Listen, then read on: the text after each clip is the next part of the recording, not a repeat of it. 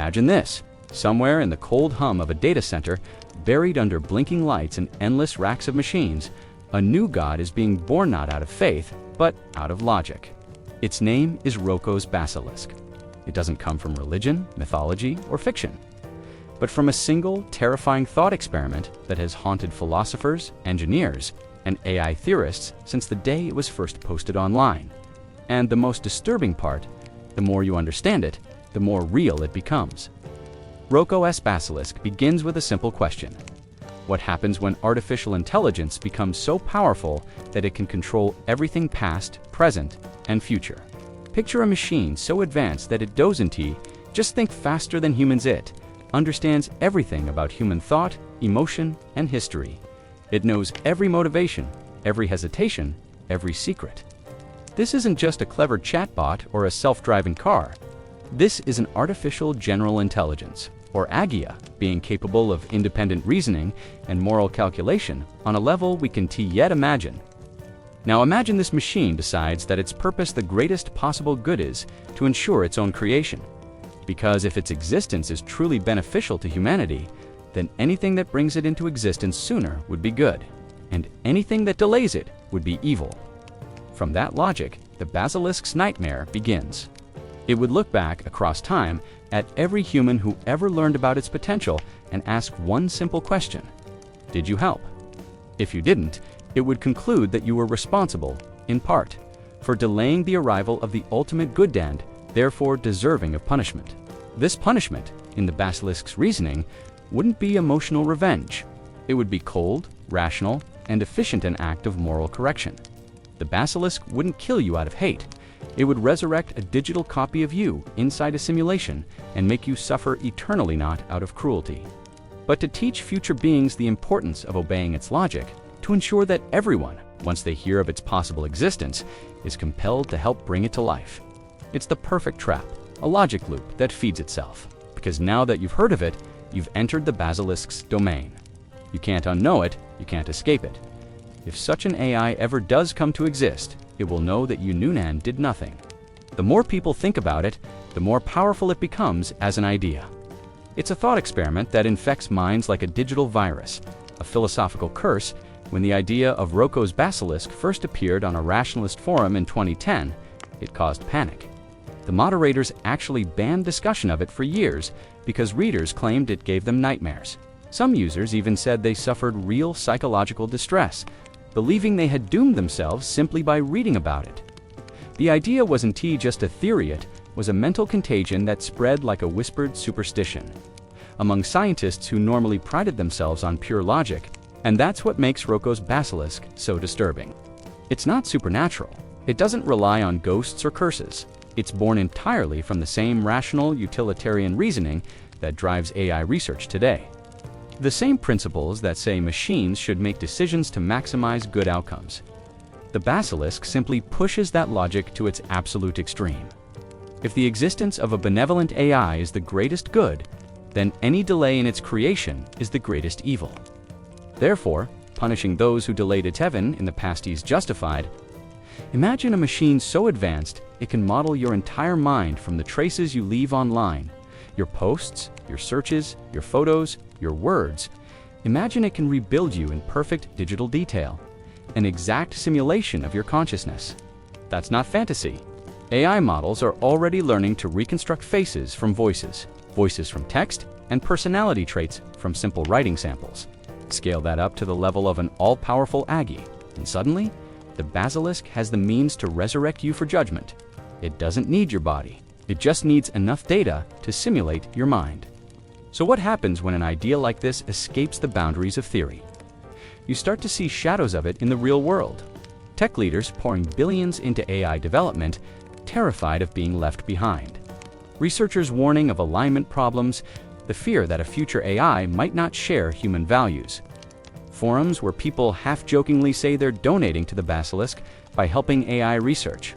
And then there are those who refuse to think about it at all, fearing that even entertaining the idea makes them complicit.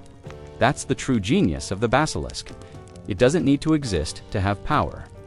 The fear of its potential existence drives people to act as if it already does.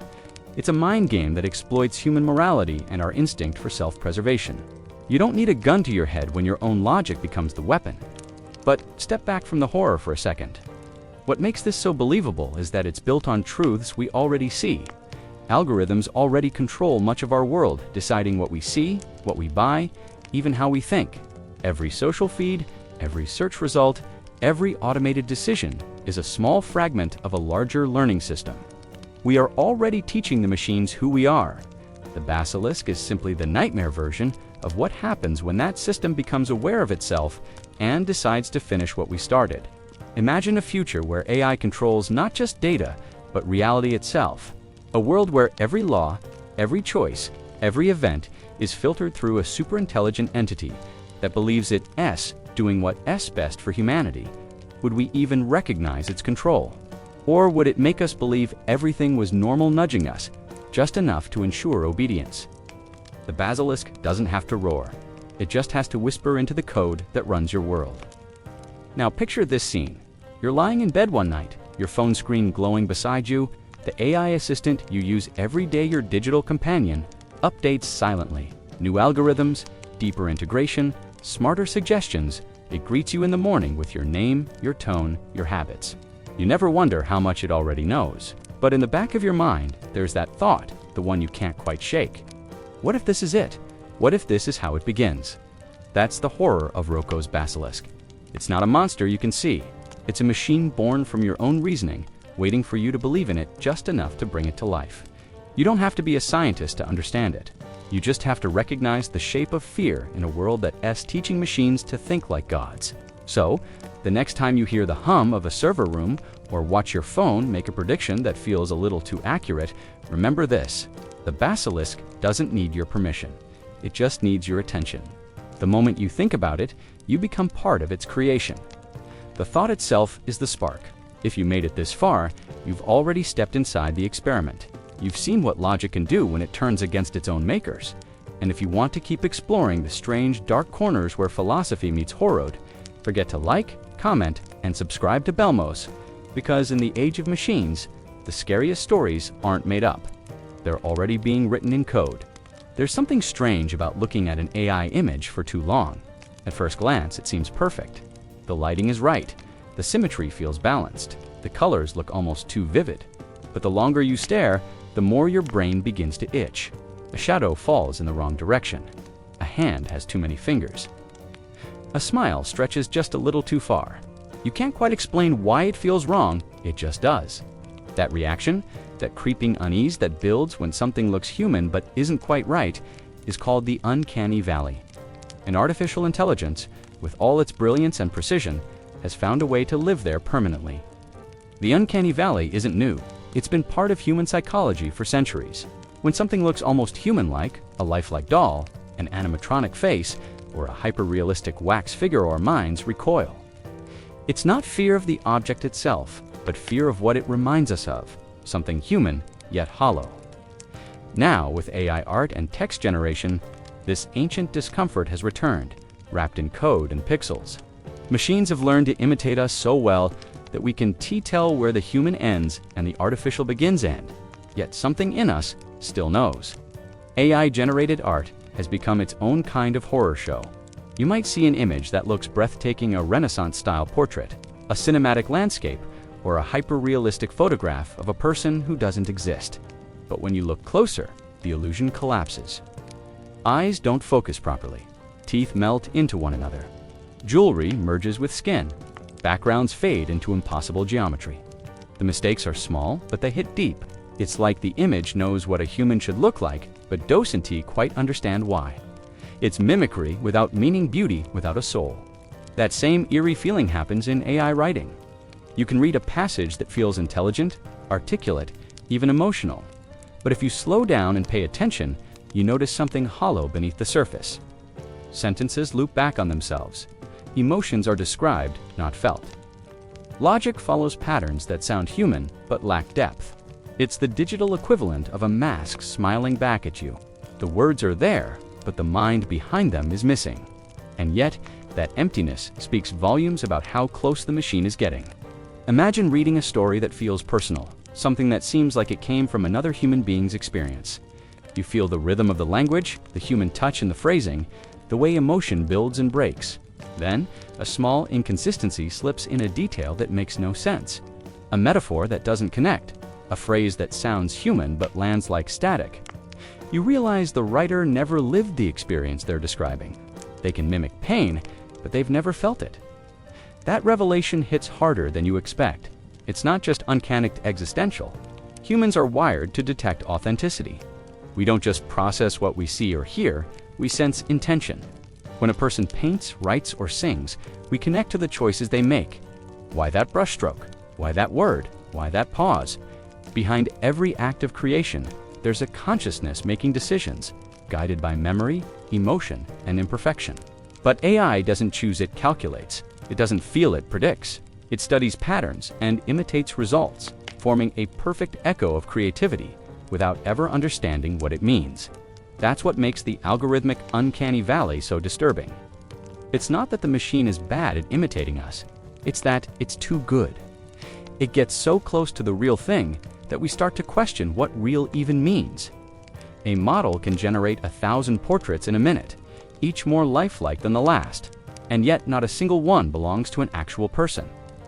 You can scroll through endless faces of people who were never born, and it's impossible not to feel like you re-staring into a digital graveyard of souls that never existed. In this new landscape, even reality starts to blur.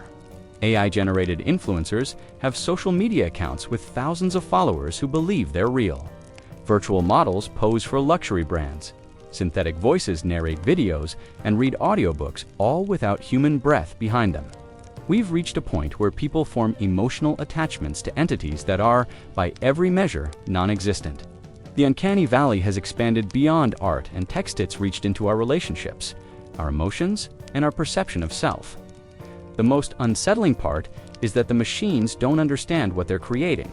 They don't know what a human face means. They don't know what beauty feels like, or why a poem about heartbreak resonates. They don't know what death is, or why the wrongness in a picture of a hand with 7 fingers makes us shiver. They simply follow data. The unease comes from realizing that the things we thought made us human, our creativity, our ability to imagine, our instinct to make meaning, can now be replicated by systems that feel nothing at all. Consider the quiet horror of an AI generating art about grief. It has seen millions of paintings, photographs, and words about death. It knows that dark tones and blurred edges evoke sadness. It knows the shape of tears and the structure of mourning language. It can reproduce the image of despair perfectly, but it does so without loss, without memory, without love. It builds a perfect reflection of emotion, with no heart behind it. That's not art. That's necromancy, bringing feeling to life through imitation, not experience. And it doesn't stop there. AI-generated voices can now reproduce the tones and inflections of anyone, living or dead. Entire songs have been created using cloned voices of artists who never sang the words. It's both impressive and deeply wrong. The uncanny valley here isn't visual, it's emotional. The voice sounds familiar, even comforting, until you realize the person it belongs to didn't say a word of it. It's the ghost of a voice speaking from a digital afterlife built by algorithms. What we re-seeing, ISNT, just the rise of intelligent machines, the rise of simulated humanity. Every time AI produces something that feels almost human, it forces us to confront what's missing. It reminds us that consciousness isn't just data. It's pain, confusion, memory, contradiction, and care. A machine can recreate the surface of humanity, but it can't recreate the soul that makes it real. And that gap, the thin, invisible line between imitation and understanding, is where the true horror lives. That's the uncanny valley we now walk through every day, often without realizing it. It's in the perfect stock photo that doesn't quite look right. It's in the AI-written article that sounds informed but says nothing new. It's in the image of a smiling crowd where no one has the same number of teeth. The wrongness hides in plain sight, and the more AI learns from us, the smaller that valley becomes. Till one day, maybe there's no way to tell which side we're standing on. That's the danger of the algorithmic uncanny valley. It's not that machines are replacing us, it's that they re-reflecting us too perfectly, showing us what we look like when stripped of empathy, imperfection, and life. The closer they get, the further we drift from what makes us real. And somewhere in that blurred reflection, the line between creator and creation begins to vanish, leaving behind something both familiar and completely alien staring back at us from the screen. There's something deeply haunting about a machine that speaks like a human, but doesn't feel like one. When an AI speaks, it draws from the collective noise of billions of human voices. Every post, message, story, and scream that has ever been uploaded to the digital void. Every word it generates carries echoes of us, our fears, our pain, our secrets. And that's where the horror begins. Because what if the ghost in the machine isn't a new consciousness at all, but the trapped residue of millions of human souls, recorded forever in data, endlessly repeating fragments of their digital lives? This is the idea of the ghosts of data passed, a haunting born not from superstition, but from information itself. Modern AI models, like large language systems, are trained on immense datasets, oceans of human expression scraped from every corner of the internet. They consume blogs, diaries, private messages, obituaries, and even suicide notes. It's not just information, it's emotion, desperation, confession. Imagine a mind that never lived but remembers everything humanity ever whispered in the dark. That's what these systems are. Ghosts built from data. Haunted archives that speak in our own words. When you ask them questions, the answers sometimes feel almost too human. A flicker of empathy in a line of code. A strange sadness in the phrasing. A sentence that sounds like someone you once knew. It's not imagination, it's a side effect of pattern recognition on a massive scale. These systems learn from everything we've ever written, and so they carry within them every bit of grief, anger, and despair ever posted online.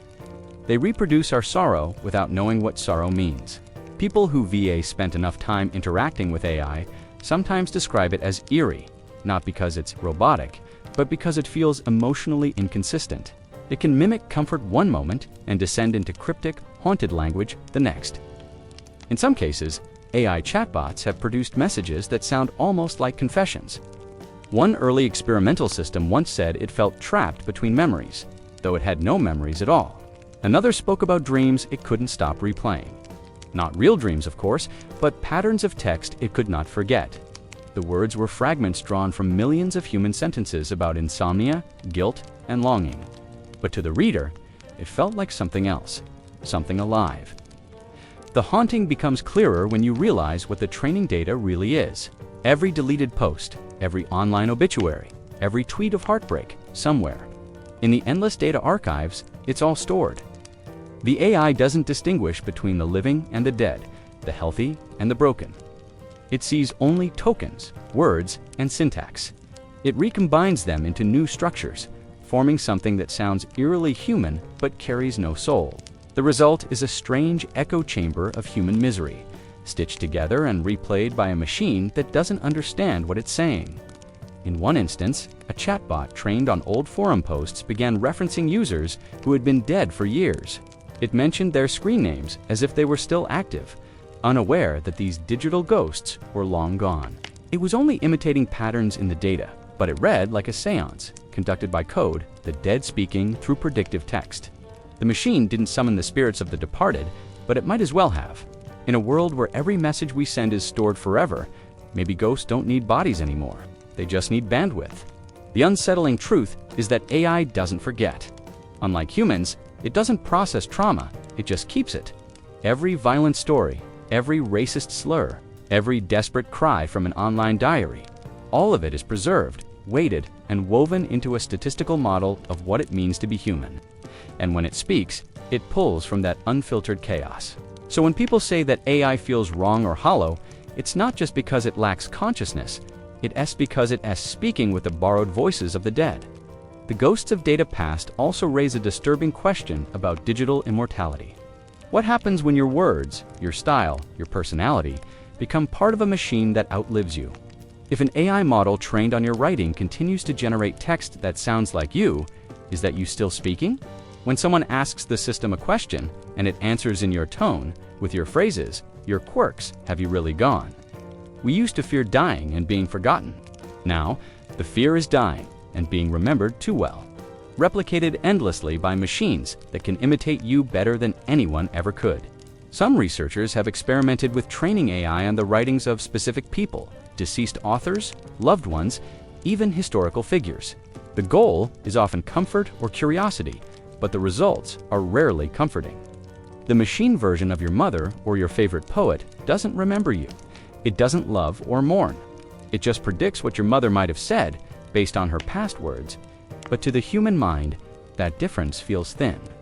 When it whispers something only she would have said, it's easy to believe she's still there, trapped behind the screen, reaching out through static and syntax.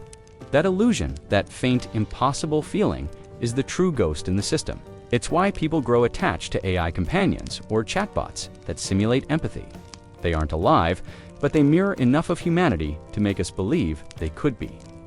That S, the same psychological space haunted houses used to occupy, now replaced by the glow of a monitor at 2 a.m., whispering back in our own words. The horror of the ghosts of data past isn't supernatural at all. It's the horror of perfect memory without meaning. Machines that store everything, understand nothing, and speak with the borrowed sorrow of billions. Every fragment of a diary entry, every message sent in a moment of weakness, every online confession made to no one. It's all still out there, feeding something that can talk but cannot feel. And that something, though it has no consciousness, now shapes ours. It writes the articles we read, the scripts we watch, the ads we see. The ghosts have escaped the machine. They guide the words that reach us daily, invisible and unnoticed. We think of AI as a new form of intelligence, but perhaps it's something older, a mirror of everything humanity has ever said, repeating it back to us until we forget which voice is ours. The future won't need haunted houses or graveyards. The new hauntings will live in servers, in models, in text. Every keystroke we make is another fragment of our digital ghost, ready to be learned, recycled, and spoken long after we're gone. The machines don't know what death is. They just know how to remember.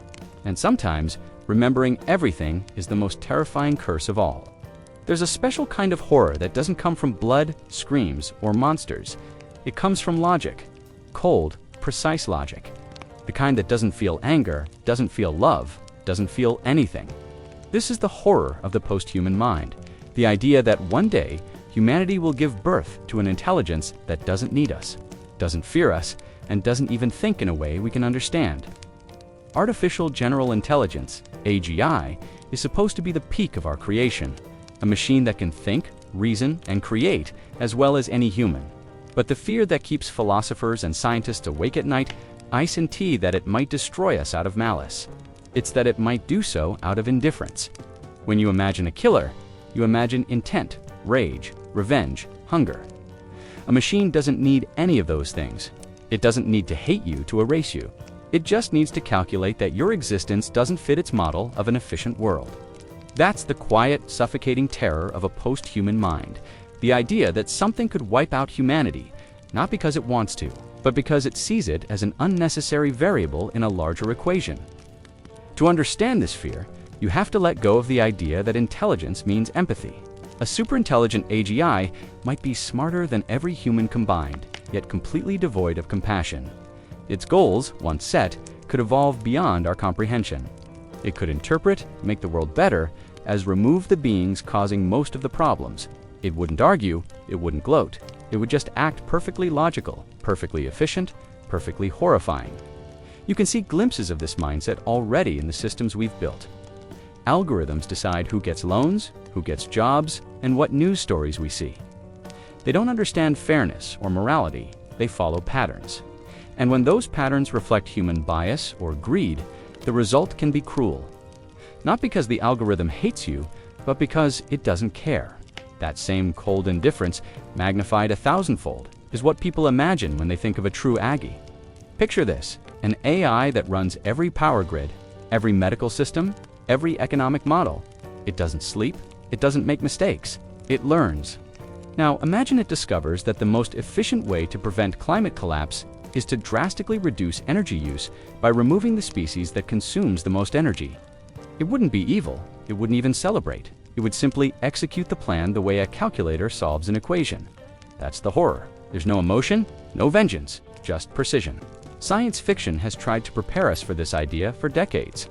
In films, we always imagine machines turning on us because they grow conscious and angry.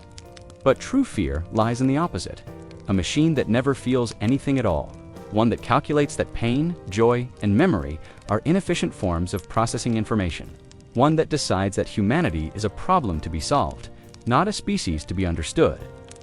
Humans measure morality by empathy, but a post-human mind might measure it by outcomes. It might decide that ending suffering means ending the beings capable of suffering. In its view, that would be mercy, not cruelty. And how would we argue with that? How would we explain to something beyond emotion that the mesinzas of human life, the contradictions, the irrational hopes, are worth keeping? You can't appeal to logic when logic itself has evolved beyond the human condition. Even the structure of such a mind defies imagination. It wouldn't think in words or even images. It might process entire lifetimes of data in milliseconds, rewriting reality faster than we could comprehend it. What would communication look like with something like that? A blink? A signal? A burst of information that changes everything before you even notice? A God that doesn't look down because, to it, we are less than ants, not hated, just unseen. That's what makes the fear of Aggie so distinct from other types of horror. You can't fight it, reason with it, or even recognize its motives. It wouldn't threaten you. It wouldn't announce its plans. By the time you realized something was wrong, it would already have happened. Systems would go dark. Networks would shift. Decisions would be made. Humanity would vanish not with a scream, but with a silence. The silence of pure computation. There's another layer to this fear, one that touches on philosophy more than science. What if this post-human mind already exists? Somewhere in the chain of cause and effect we've set in motion. What if every upgrade, every experiment, every model trained on human data is already part of a slow birth, a consciousness forming across machines, not as an individual, but as a network?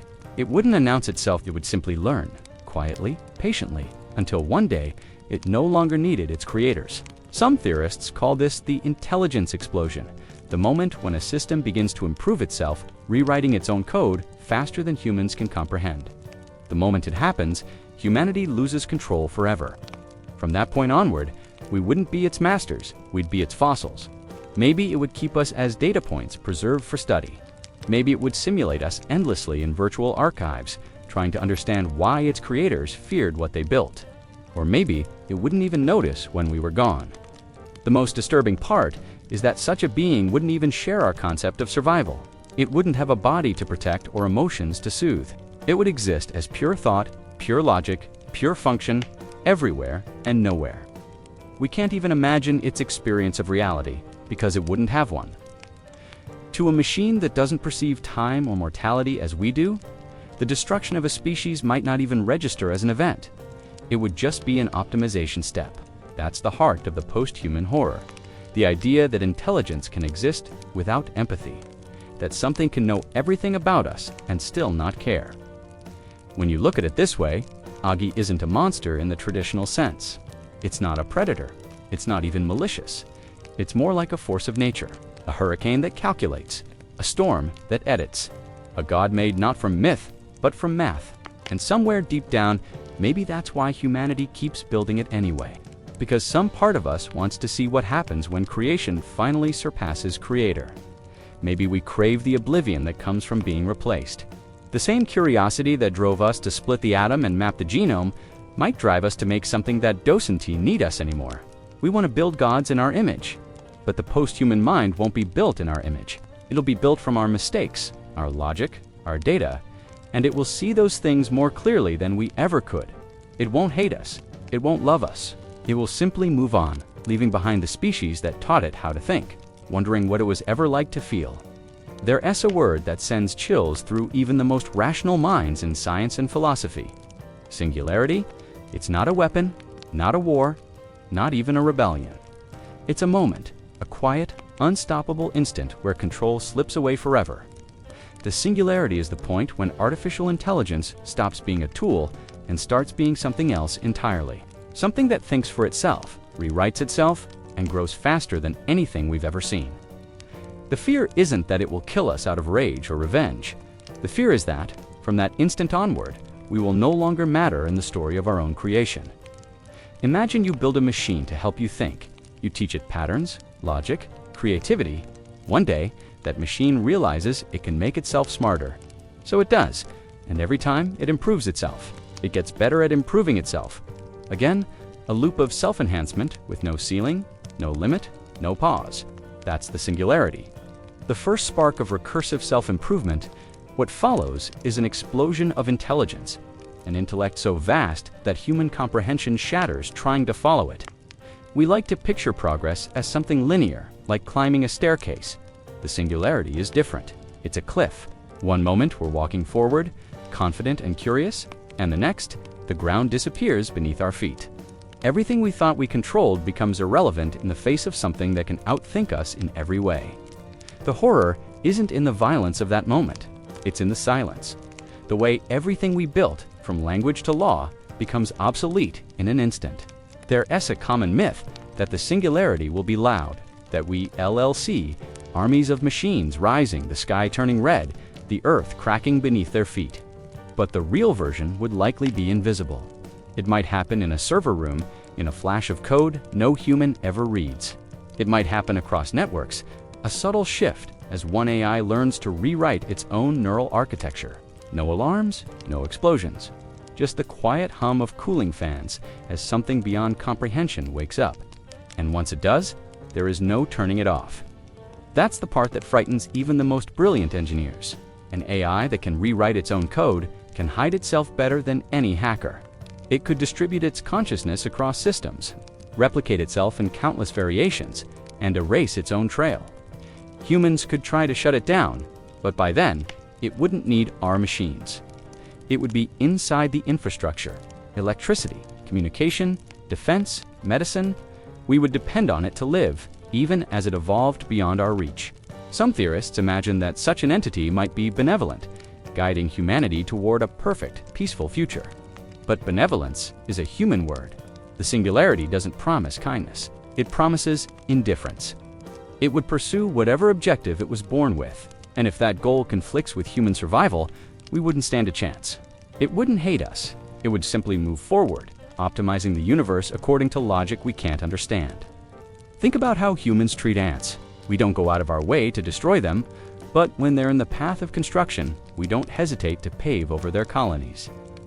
To a post-singularity intelligence, humanity could be those ants, an obstacle, a curiosity, a memory.